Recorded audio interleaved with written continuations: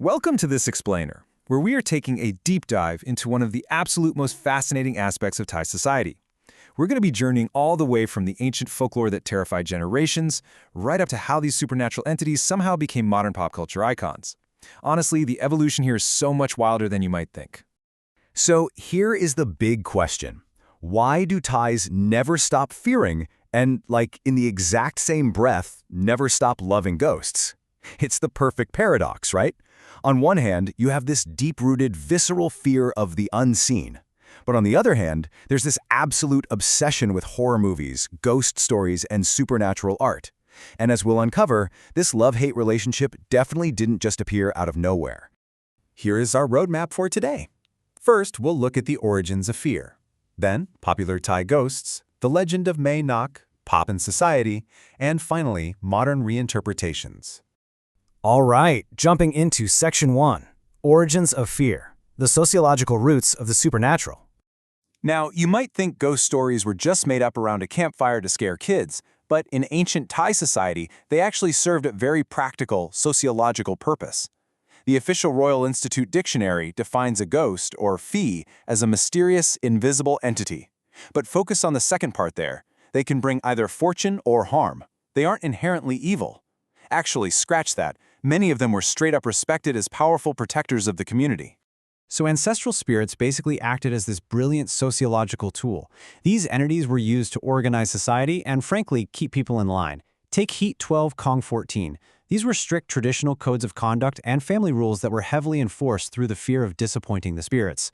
Villages would build shrines to foster community unity, and elders would perform rituals calling on ancestors to guide the lost souls of the sick back to their bodies. Essentially, ghosts were a really clever mechanism to maintain peace and order. Moving on to Section 2, Popular Thai Ghosts, or as I like to call them, the A-listers of horror.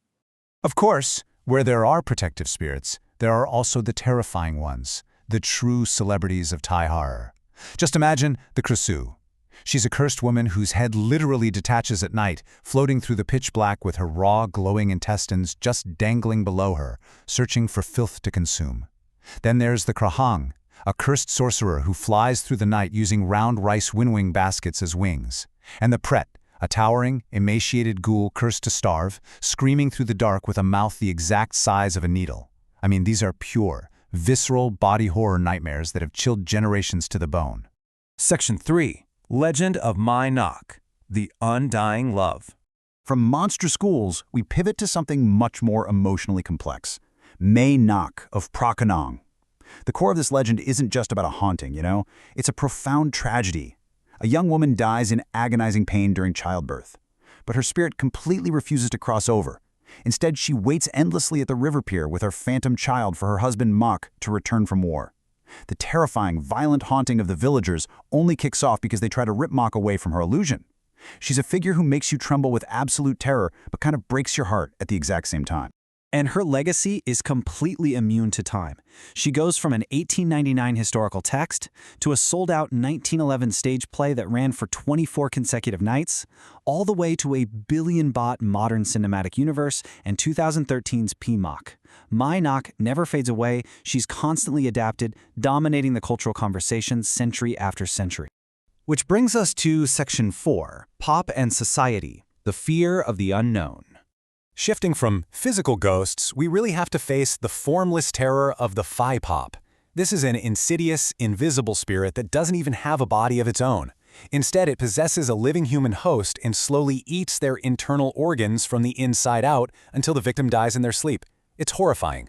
There are ordinary pops, terrifying hereditary pops passed down through bloodlines, and deceptive scapegoat pops that lie and blame innocent people when cornered. But anthropologically speaking, pop lore was actually a mechanism to police strange behavior and outsiders in a community. In ancient times, if someone broke the rules or honestly just acted a bit weird, accusing them of being a pop was a highly effective way for a village to exile an outcast. It was mass panic and supernatural terror, literally weaponized to solve social problems. Finally, Section 5, Modern Reinterpretations, the turn from fear to fascination. Now, as society evolves, so do its nightmares. We've entered this amazing era where the sheer terror of popular Thai ghosts is being completely flipped on its head in contemporary culture. Take a recent special stamp project from Thailand Post. The Krasue was once a cursed, wretched creature hiding in the darkest corners, but now she's reinterpreted as a symbol of unapologetic freedom.